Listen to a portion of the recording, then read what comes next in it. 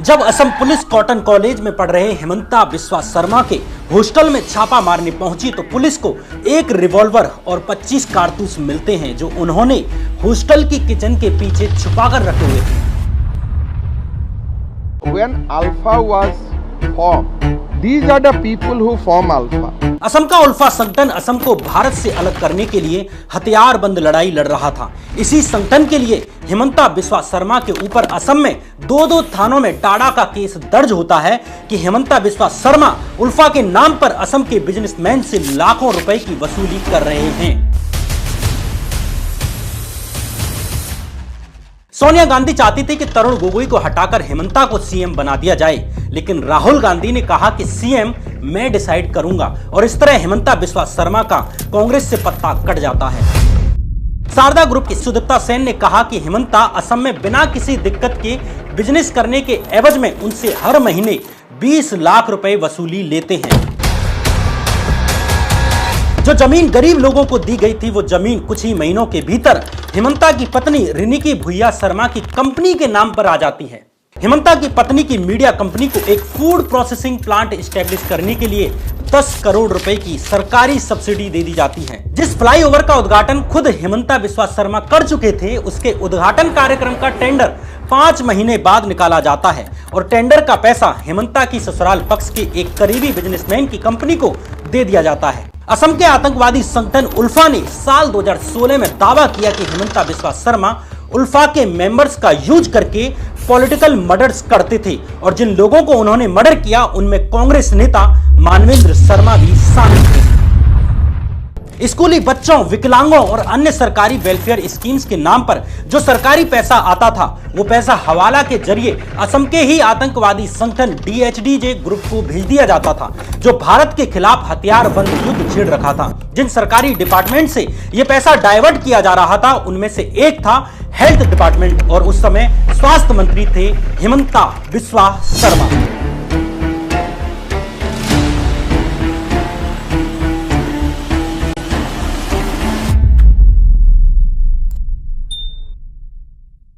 नमस्कार, मैं श्याम मीरा सिंह। 1 फरवरी 1969 को असम के जोरहाट में एक हाईली एजुकेटेड ब्राह्मण परिवार में एक लड़के का जन्म होता है।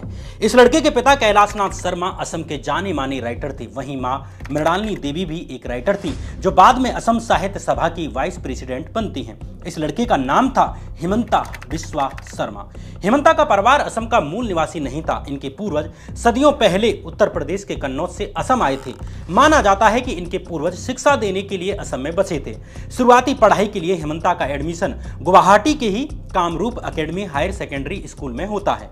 यहीं 6th क्लास की पढ़ाई के दौरान ही Hemanta all Assam students union यानी आसू के साथ जुड़ जाते हैं।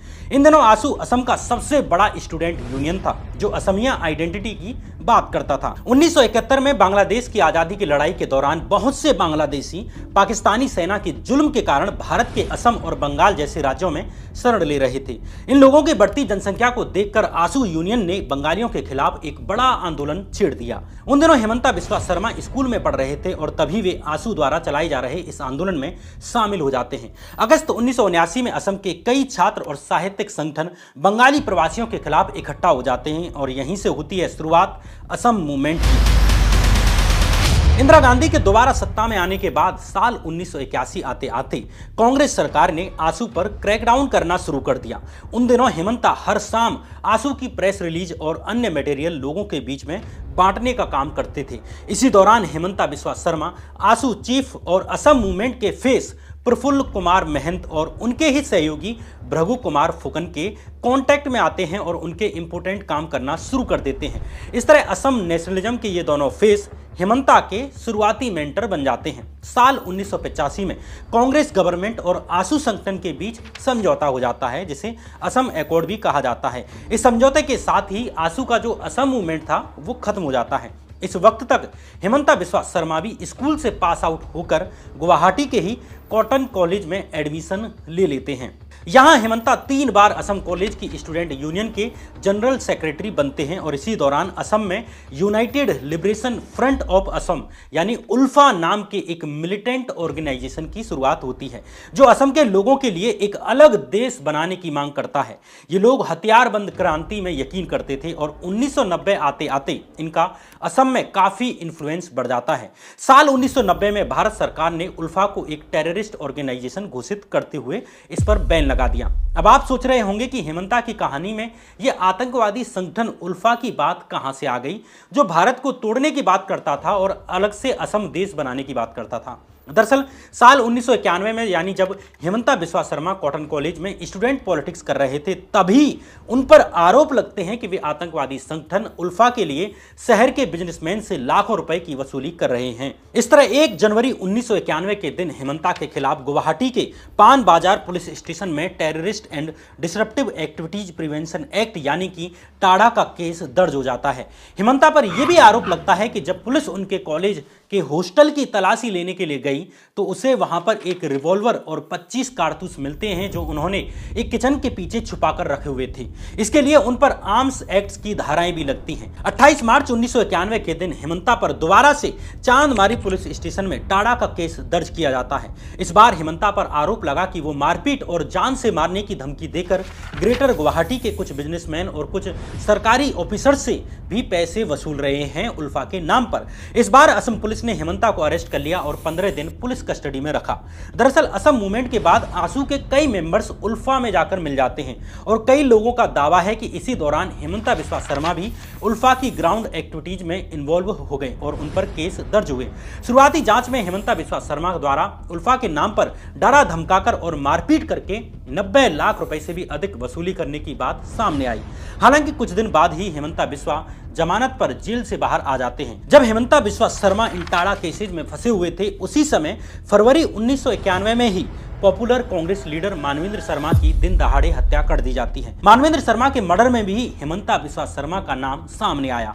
असम के पूर्व चीफ मिनिस्टर प्रफुल्ल कुमार महंत ने साल 2019 में दावा किया कि हेमंता ने उल्फा के साथ मिलकर मानवेंद्र शर्मा का मर्डर किया था और इसी कारण उन्हें आंसू से बाहर निकाला गया था। उल्फा के फैक्शन यानी उल्फा आई ने भी 2016 में दावा किया कि हेमंता बिस्वा शर्मा उल्फा के मेंबर्स का यूज करके पॉलिटिकल मर्डर्स करते थे और जिन लोगों को उन्होंने मर्डर किया उनमें मानवेंद्र शर्मा भी शामिल थे। इस तरह साल 1991 में हेमंता 2 टाडा केसेज और 1 पॉलिटिकल मर्डर केस में फंस चुके थे।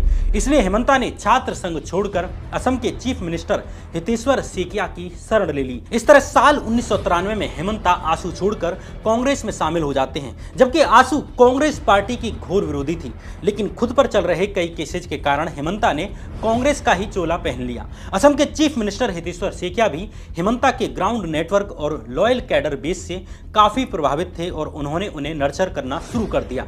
इसलिए हेमंता बिस्वा शर्मा हितेश्वर सेकिया को अपना पॉलिटिकल गुरु भी मानते हैं।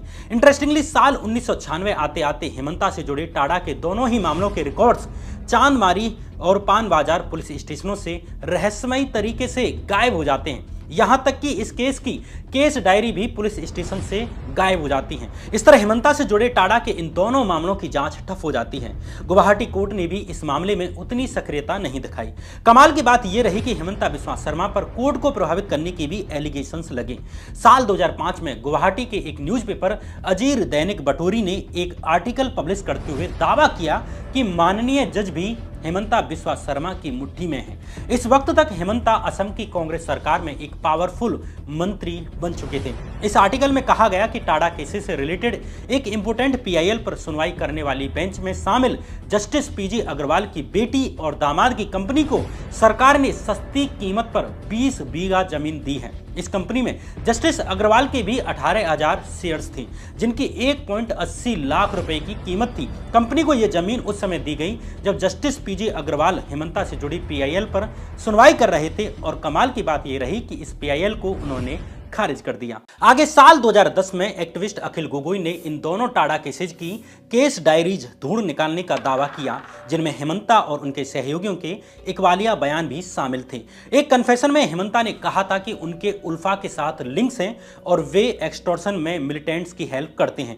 अखिल गोगोई ने हेमंता पर इन केस डायरीज को चुराने का आरोप भी लगाया। उन्होंने दावा किया कि हेमंता ने इन केस डायरीज को अपने एक फ्रेंड के पास रखा हुआ था, जहां से उन्हें ये मिली हैं। साल 2011 में उल्फा ने भी दावा किया कि हेमंता बिस्वा शर्मा उसके मेंबर्स थे और उन्हें कायरता और नॉलेज की कमी के कारण उल्फा छोड़ना पड़ा। इसी तरह साल 2010 में उल्फा के मेंबर रहे कमलनाथ ने दावा किया कि हेमंता ने उन्हें जमानत दिलाने में हेल्प की थी। हालांकि खुद हेमंता बिस्वा शर्मा उल्फा के साथ संबंधों से इनकार करते हैं और इन दोनों मामलों को फर्जी बताते हैं। हेमंता का कहना है कि वो और उनके दोस्त पुलिस और आर्मी द्वारा अरेस्ट किए जाने वाले लोगों को लीगल एड प्रोवाइड करते थे और उन्हें इंडियन आर्मी द्वारा ह्यूमन राइट्स वायलेशंस का विरोध करने के लिए झूठे केसेज में फंसाया गया था।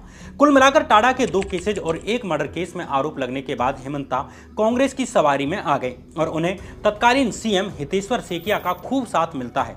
साल 1996 में असम में विधानसभा चुनाव शुरू हो जाते हैं और इन चुनावों में हेमंता बिस्वा शर्मा जलुकबाड़ी सीट से कांग्रेस की टिकट पर खड़े होते हैं। इंटरेस्टिंगली हेमंता के सामने उनके पुराने मेंटर रहे और असम गण परिषद के लीडर भृगु कुमार फुकन खड़े थे। हालांकि इन चुनावों में हेमंता की हार हो जाती है और वे 17,128 वोटों से ये चुनाव हार जाते हैं। 1996 के इन चुनावों में असम गण परिषद यानी एजीपी पार्टी को बहुमत मिलता है और कांग्रेस सत्ता से बाहर हो जाती है। हेमंता के पुराने मेंटर रहे प्रफुल्ल कुमार महंत असम के नए सीएम बन जाते हैं। इस हार के बाद हेमंता ने गुवाहाटी हाईकोर्ट में अपनी वकालत शुरू कर दी और 2001 तक यहां वकील के तौर पर काम करते रहे।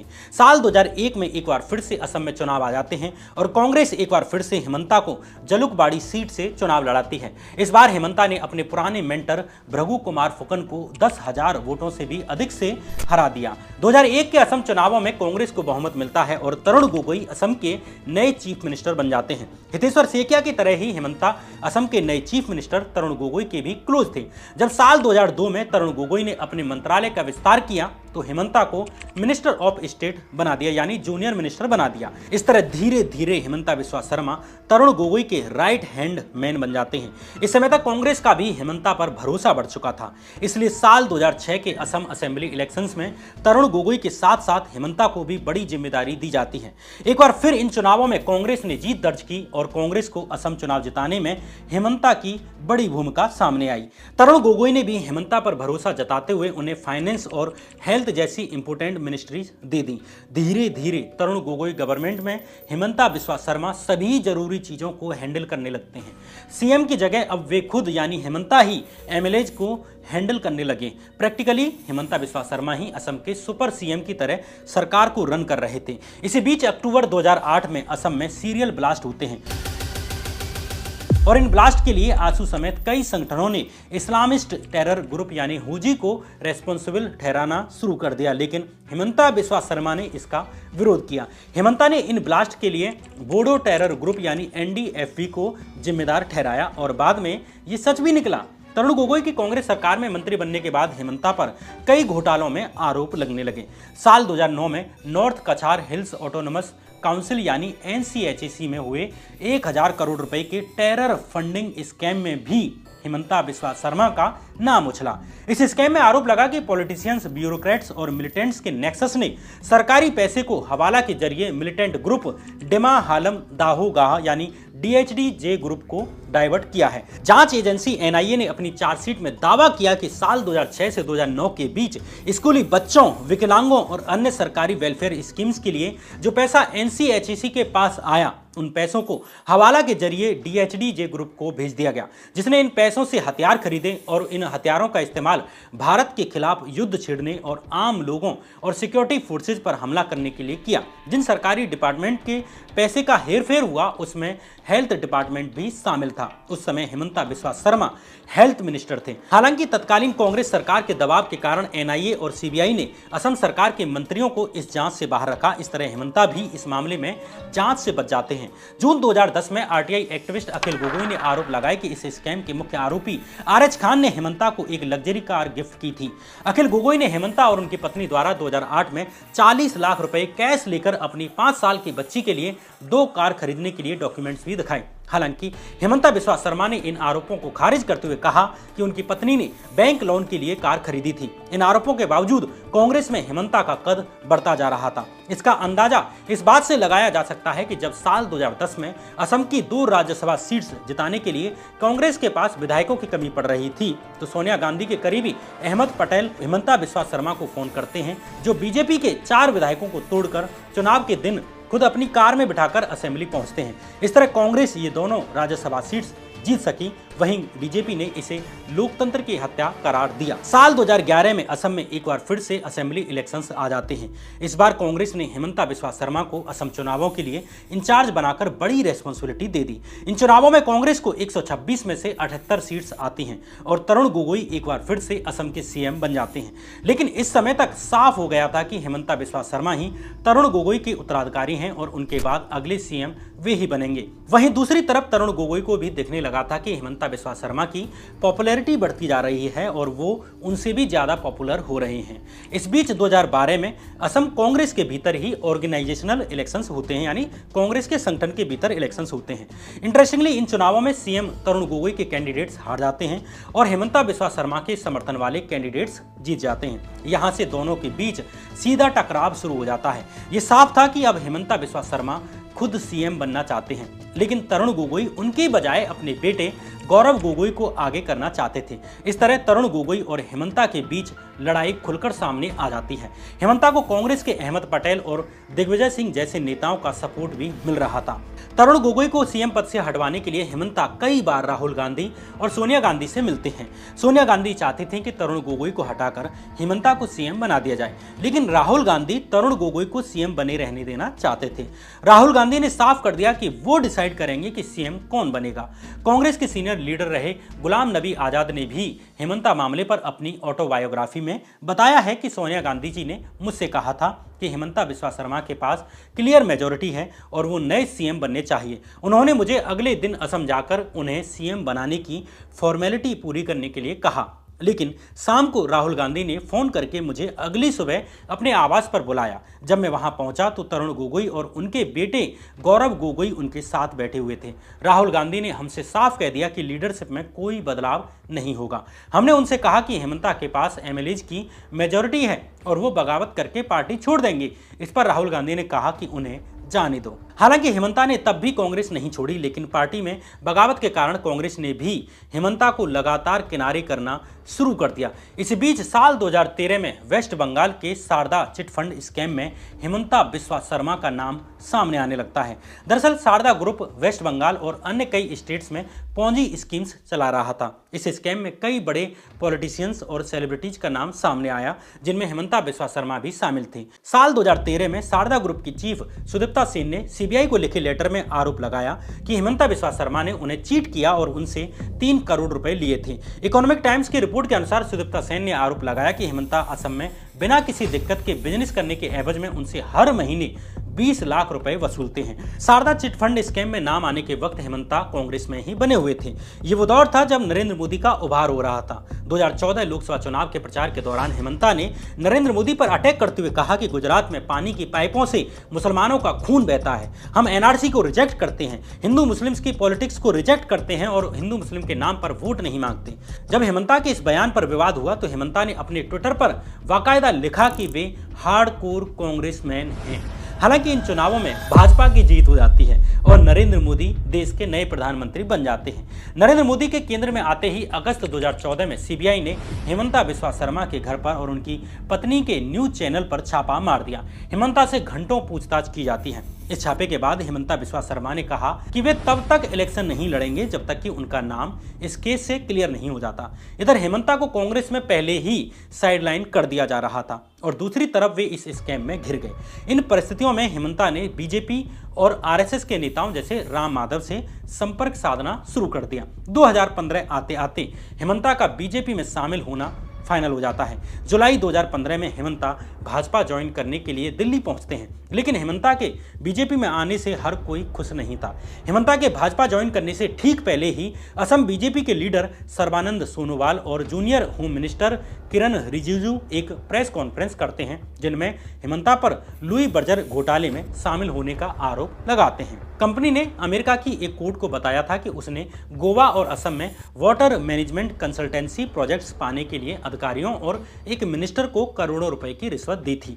तब हेमंता बिस्वा शर्मा गुवाहाटी डेवलपमेंट डिपार्टमेंट के मिनिस्टर इंचार्ज थे, इसलिए हेमंता बिस्वा शर्मा शक के घेरे में आ जाते हैं। सर्बानंद सोनोवाल और किरण रिजिजू ने लुई बर्जर स्कैम पर एक बुकलेट जारी करते हुए हेमंता बिस्वा को इस स्कैम का की सस्पेक्ट बताया था। ये प्रेस कॉन्फ्रेंस तब की गई जब हेमंता अगले ही दिन भाजपा ज्वाइन करने जा रहे थे, लेकिन इस प्रेस कॉन्फ्रेंस ने हेमंता का प्लान फेल कर दिया। हालांकि इसके एक महीने बाद ही हेमंता बिस्वा शर्मा बीजेपी में शामिल हो जाते हैं। हेमंता को भाजपा में ज्वाइन कराने के पीछे आरएसएस का बड़ा हाथ था। असम में मुस्लिम पॉपुलेशन ठीक ठाक होने के कारण आरएसएस का असम की राजनीति में काफी इंटरेस्ट रहा है, इसलिए भी आरएसएस की तरफ से हेमंता को फुल सपोर्ट दिया गया और उनकी भाजपा में एंट्री हो सकी। बीजेपी में शामिल होने के बाद लुई बर्जर स्कैम की सीबीआई इन्वेस्टिगेशन आगे नहीं बढ़ सकी, क्योंकि लुई बर्जर स्कैम से रिलेटेड 7 फाइलें जेएमडीए ऑफिस से गायब हो जाती हैं, ठीक उसी तरह से जैसे टाडा केसेज की केस डायरीज गायब हुई थी। इसके साथ ही हेमंता से जुड़े शारदा चिट फंड स्कैम घोटाले का मामला भी शांत पड़ जाता है। भले ही असम भाजपा के नेताओं ने हेमंता की भाजपा में एंट्री रोकने की खूब कोशिशें की थी, लेकिन भाजपा की टॉप लीडरशिप असम में भाजपा के एक्सपेंशन के लिए डेस्परेट हो रही थी। हेमंता बिस्वा शर्मा की बगावत ने उसे ये मौका दे दिया। बीजेपी में शामिल होने के बाद हेमंता बिस्वा शर्मा की पॉलिटिक्स भी एकदम से चेंज हो जाती है। हेमंता बिस्वा सबसे पहले तो अपने anti Muslim stand, hate speeches और हिंदुत्व की पॉलिटिक्स को आगे बढ़ाकर आरएसएस को अपनी तरफ करते हैं। ये मेरे लिए बहुत बड़ा मुद्दा है। मेरा असम में मुस्लिम पॉपुलेशन 40% हो चुका है, जिससे उन्हें बीजेपी लीडर्स के इंटरनल विरोध से पार पाने में हेल्प मिलती है। दूसरा, अपने पॉलिटिकल स्किल का यूज करते हुए हेमंता न केवल असम बल्कि पूरे नॉर्थ ईस्ट को बीजेपी की झोली में डाल देते हैं। भाजपा पहली बार सर्बानंद सोनोवाल को असम का मुख्यमंत्री बनाने में सफल रही।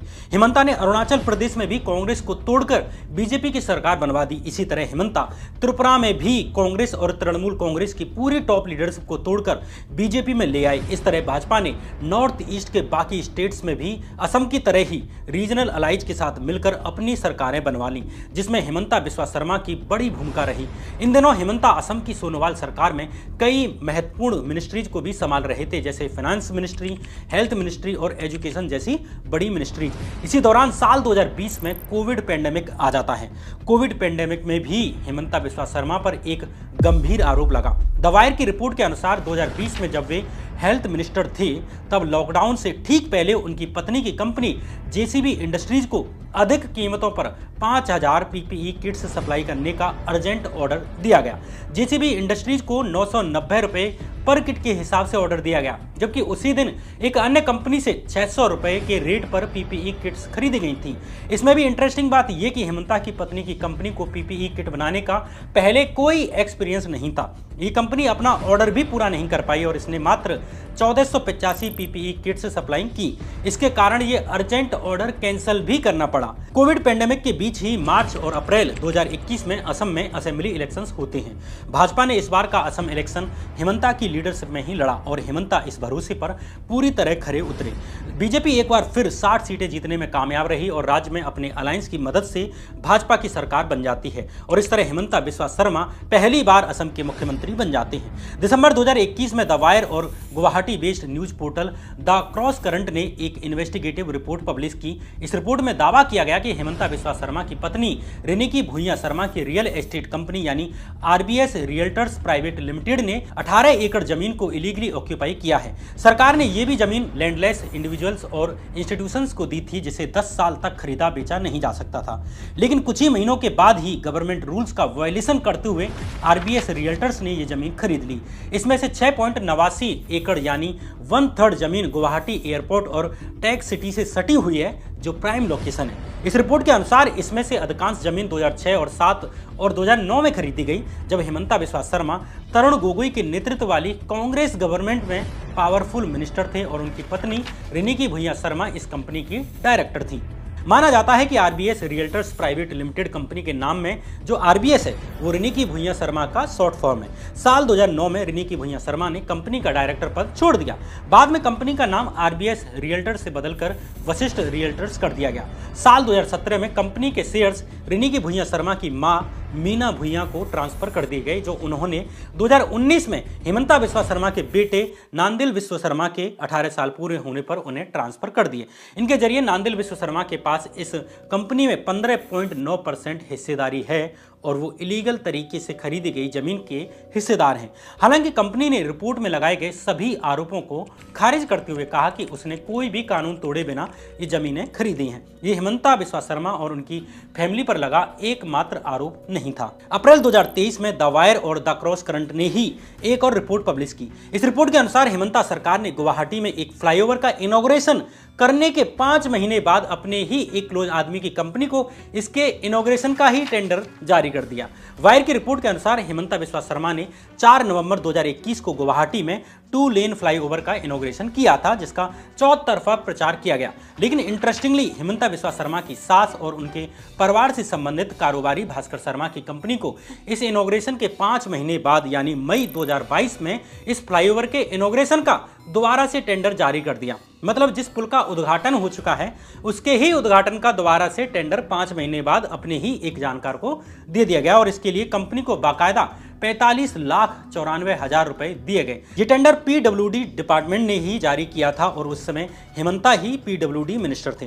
वायर ने अपनी रिपोर्ट में सवाल उठाया कि क्या हेमंता के डिपार्टमेंट ने सिर्फ टिक लगाने के लिए ही इतने दिनों बाद टेंडर निकाला है, जबकि काम तो पहले ही हो चुका है, या पीडब्ल्यूडी डिपार्टमेंट किसी को बचाना चाहता है। हेमंता के असम का सीएम रहते हुए उनकी पत्नी और परिवार को फायदा पहुंचाने के और भी आरोप लगे हैं। सितंबर 2023 में हेमंता की पत्नी रिनिकी भुइयां शर्मा की media company pride east entertainment private limited को एक फूड प्रोसेसिंग प्लांट एस्टेब्लिश करने के लिए 10 करोड़ रुपए की गवर्नमेंट सब्सिडी मिली। इसी तरह फरवरी 2024 में द वायर और द क्रॉस करंट ने एक बार फिर आरटीआई में मिली जानकारी पर आधारित अपनी रिपोर्ट में दावा किया कि हेमंता बिस्वा शर्मा गवर्नमेंट के खर्चे से चार्टर फ्लाइट्स करके बीजेपी की मीटिंग्स में, उनकी रैलीज में और दूसरे लोगों की शादियों में जाते हैं। हेमंता पर यह आरोप तब लगा जब बीजेपी राज में असम गवर्नमेंट का कर्ज 41,963 करोड़ रुपए से बढ़कर 1.26 लाख करोड़ रुपए हो चुका है। बीजेपी ज्वाइन करने के बाद हेमंता बिस्वा शर्मा की पॉलिटिक्स में एक और बड़ा चेंज आया। जहां कांग्रेस में रहते हुए वे सेक्युलर इंडिया की बात करते थे और नरेंद्र मोदी के खिलाफ बयान देते थे, वे ही हेमंता भाजपा में आने के बाद नरेंद्र मोदी से भी अधिक एंटी मुस्लिम स्टैंड लेने लगे और खुद को हिंदुत्व के पोस्टर बॉय के तौर पर दिखाना शुरू कर देते हैं। भारत में जो भी आज का दिन में मुसलमान है, उनका दादा परदादा तो हिंदू ही था। It is a matter of fact, it is a matter of record. Hemanta अपने स्टेट की हर प्रॉब्लम का ठीकरा इमिग्रेंट मुस्लिम्स के सिर पर फोड़ने लगे। कभी उन पर लैंड जिहाद का आरोप लगाते हैं, तो कभी फर्टिलाइजर जिहाद और कभी फ्लड जिहाद का भी आरोप लगाते हैं। जुलाई 2023 में जब गुवाहाटी में टमाटर और बाकी सब्जियों की कीमतें बढ़ने लगी, तो हेमंता बिस्वा शर्मा ने कहा कि कीमतें बढ़ने के लिए मियाँ सब्जी वाले जिम्मेदार हैं, जो गांव से कम कीमत में सब्जी खरीदकर गुवाहाटी में अधिक कीमत पर बेचते हैं। जून 2023 में हेमंता ने मुस्लिम फार्मर्स पर ज्यादा फर्टिलाइजर इस्तेमाल करने का दावा करते हुए उन पर फर्टिलाइजर जिहाद का आरोप लगाया और कहा कि अधिक फर्टिलाइजर इस्तेमाल करने से किडनी और दिल की बीमारियां हो रही हैं। इसी तरह अगस्त 2024 में जब गुवाहाटी में फ्लड्स आईं, तो हेमंता बिस्वा शर्मा ने एक मुस्लिम द्वारा खोली गई university of science and technology Meghalaya को इसके लिए रिस्पॉन्सिबल ठहराते हुए इस पर फ्लड जिहाद का आरोप लगा दिया और यूनिवर्सिटी के 3 गुंबद वाले मेन गेट को जिहाद का प्रतीक बताया। दरअसल यूएसटीएम यूनिवर्सिटी मेघालय असम बॉर्डर पर मौजूद है। हेमंता ने यूएसटीएम यूनिवर्सिटी पर जंगलों को काटने का आरोप लगाते हुए कहा कि असम की बाढ़ के लिए यूएसटीएम यूनिवर्सिटी जिम्मेदार है। यूएसटीएम ऑनर ने असम के खिलाफ फ्लड जिहाद शुरू कर दिया है। हिमंता ने कहा कि यूनिवर्सिटी जिहाद कर रही है और एजुकेशन सिस्टम को डिस्ट्रॉय कर रही है। इंटरेस्टिंगली अगस्त 2024 में ही इस यूनिवर्सिटी को मोदी सरकार के ही शिक्षा मंत्रालय द्वारा जारी की जाने वाली लिस्ट में देश की टॉप 200 यूनिवर्सिटीज में जगह दी गई और इस लिस्ट में जगह पाने वाली ये नॉर्थ ईस्ट की अकेली प्राइवेट यूनिवर्सिटी बनी और वो भी पहली। इस बीच हिमंता ने यह भी कहा कि सरकार लैंड जिहाद को रोकने के लिए भी कानून लाएगी और मुस्लिम्स को जमीन खरीदने से रोकने के लिए कदम उठाए जाएंगे, जिसमें किसी मुस्लिम को हिंदू से जमीन खरीदने से पहले या किसी हिंदू को मुस्लिम से जमीन खरीदने से पहले चीफ मिनिस्टर की मंजूरी लेना मैंडेटरी होगा। अगस्त 2024 में हिमंता ने ऐलान किया कि उनकी सरकार लव जिहाद को रोकने के लिए भी एक कानून बना रही है, जिसमें ऐसे केसेज में उम्र कैद की सजा देने का प्रावधान होगा। इसी तरह हिमंता गवर्नमेंट एक कानून लाकर लगभग 1200 मदरसों को बंद करके उन्हें नॉर्मल स्कूल्स में कन्वर्ट कर चुकी है। असम सरकार में आने के बाद हिमंता बिस्वा शर्मा ने कहा कि वो सारे मदरसों को बंद करेंगे क्योंकि हमें मदरसों की नहीं डॉक्टर्स और इंजीनियर्स की जरूरत है। इसी तरह हिमंता ने असम असेंबली में फ्राइडे को नमाज के लिए जो 3 घंटे का ब्रेक मिलता था उसे भी खत्म कर दिया। हिमंता के राज में पुलिस एनकाउंटर्स की संख्या में भी तेजी आई है। हिमंता बिस्वा शर्मा के सीएम बनने के बाद से यानी मई 2021 से अगस्त 2022 के बीच ही असम पुलिस ने कुल 171 एनकाउंटर्स किए हैं, जिनमें 56 लोगों की मौत हुई है। इन एनकाउंटर्स की लगभग एक जैसी कहानी होती है कि एक्यूज्ड भागने की कोशिश करता है या पुलिस पर फायरिंग करता है और जवाबी फायरिंग में मारा जाता है। इंटरेस्टिंगली इनमें मारे जाने वाले ज्यादातर मुस्लिम्स होते हैं। सुप्रीम कोर्ट ने भी इस पर सीरियस कंसर्न जताया था और असम पुलिस से सवाल किया था कि वो इन एनकाउंटर्स के जरिए एक पार्टिकुलर कम्युनिटी को ही टारगेट कर रही है। मई 2022 से अक्टूबर 2024 के बीच ही हिमंता सरकार 5854 फैमिलीज के घरों पर बुलडोजर चला चुकी है। इसी साल जून 2024 में मोरी गांव जिले में रेलवे की जमीन पर बने मुस्लिम फैमिलीज के घरों, मस्जिदों और मदरसों को तोड़ दिया गया। उन्हें खाना खाने की मोहलत तक नहीं दी गई, लेकिन यहीं रेलवे की जमीन पर बने 200 हिंदू फैमिलीज के घरों को छुआ तक नहीं गया। दरअसल असम में 35% मुस्लिम आबादी है, जिनमें से मोस्टली बंगाली ओरिजिन के मुस्लिम्स हैं। इनमें से बहुत से लोग आज़ादी के बाद भारत आए थे और कुछ लोग बांग्लादेश की आज़ादी के समय हुए संघर्ष के कारण यहाँ आकर बस गए। बीजेपी की एंट्री से पहले ही असम की पॉलिटिक्स असमीज बनाम बंगाली इमिग्रेंट्स की आइडेंटिटी के आसपास ही रही है, जिसमें मूल असमीज लोगों को बंगाली ओरिजिन के हिंदू और मुस्लिम दोनों इमिग्रेंट से दिक्कत थी। असम मूवमेंट इन्हीं लोगों को बाहर निकालने के लिए ही हुआ था।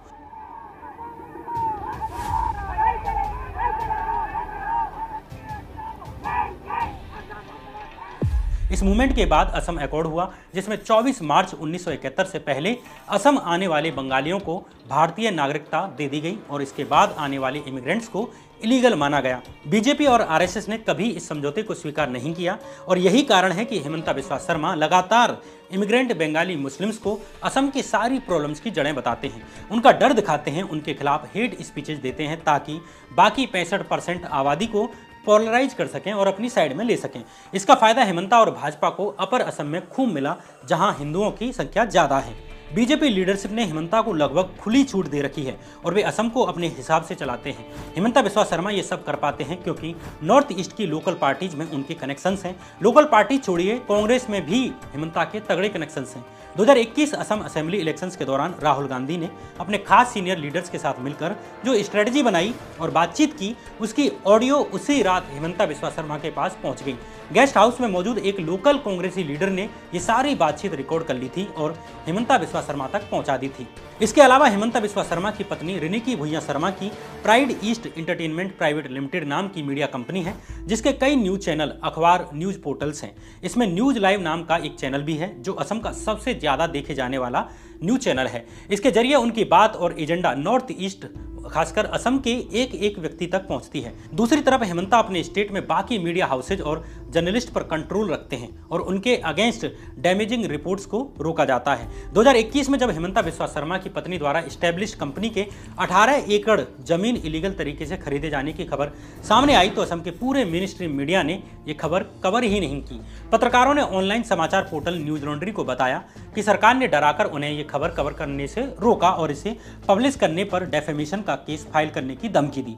एक पत्रकार ने यह भी कहा कि असम में 90% मीडिया असम सरकार के एडवर्टीजमेंट पर चलने वाली मीडिया है उसके पैसे पर डिपेंडेंट है, जिससे सरकार के लिए उन पर दबाव डालना बहुत आसान है और सरकार से कोई सवाल नहीं पूछा जाता। असम की राजनीति पर नजर रखने वाले लोग कहते हैं कि हिमंता की अपनी कोई आइडियोलॉजी नहीं है। बीजेपी में उनका मुकाबला योगी आदित्यनाथ जैसे लीडर से है।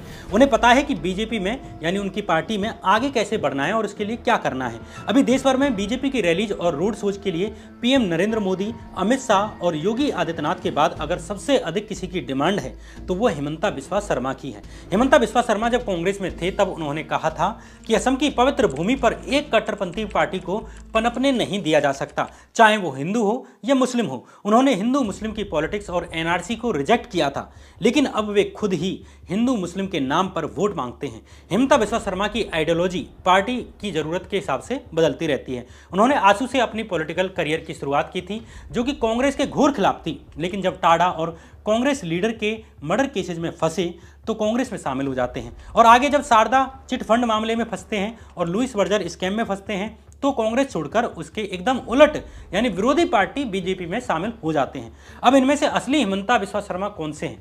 आंसू वाला जो असमीज शोविनिज्म की बात करता था, या कांग्रेस वाला जो हिंदू मुस्लिम की कम्युनल पॉलिटिक्स को रिजेक्ट करता था, उसके अगेंस्ट लड़ता था, या बीजेपी वाला जिसका मुस्लिम्स को गाली दिए बिना खाना नहीं पचता?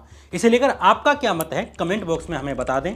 एक व्यक्तिगत अपील, अगर आप इस वीडियो को लाइक करेंगे, कमेंट करेंगे और सब्सक्राइब करेंगे तो हमारा मनोबल बढ़ता है। हिमंता बिस्वा शर्मा पर ऐसी वीडियो शायद ही इंटरनेट पर मौजूद हो। हम अपने छोटे से संसाधनों से ऐसी खबरें लाने की कोशिश करते हैं जिन्हें मेन स्ट्रीम मीडिया में कभी भी देखने को नहीं मिलता।